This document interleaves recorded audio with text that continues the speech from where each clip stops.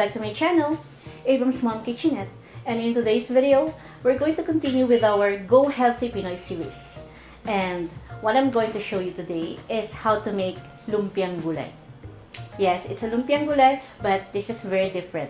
Dahil gagamit tayo ng Singkamas instead of just an ordinary lumpia wrapper. Gagawin natin espesyal. It's not just a lumpia, but para siyang tortilla kung saan pwede mong ilagay yung mga gulay sa loob ng Singkamas. And start na natin. So the first thing that we're gonna do is of course to prepare all our ingredients. And the first ingredients that we're going to prepare is the Singkamas. Ito ngayon gagamitin natin as a wrapper for our lumpiang gulay. To slice this one thinly. So if you have a mandolin slicer, it's much better. Because you can slice this ng pantay-pantay. Slice na maninipis, and then pag na-slice nyo na, like this one, you can sprinkle it with salt. Just a little bit of salt, or a paprika, or any herb that you want. Kung gusto nyo may flavor, yung wrapper nyo. After na ma-sprinkle nyo na ng little salt, i-fry nyo lang saglit, siguro mga 1 minute, sa magkabilang side.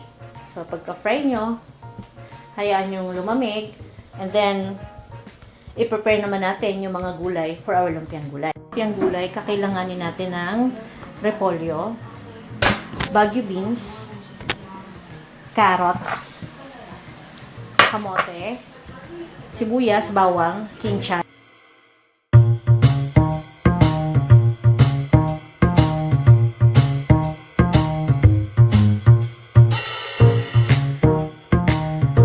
Then yung garlic, medyo mas masarap ito, mas maraming garlic. So dadagdagan natin yung garlic para sa sauce at saka para dito sa lumpiang gulay.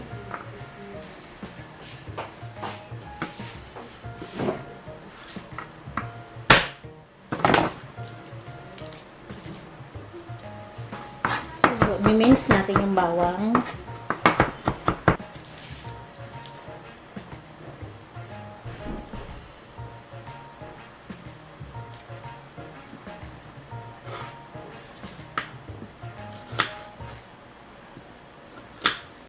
So everything is prepared, yung mga gulay na ihalo dito sa ating lumpiang gulay.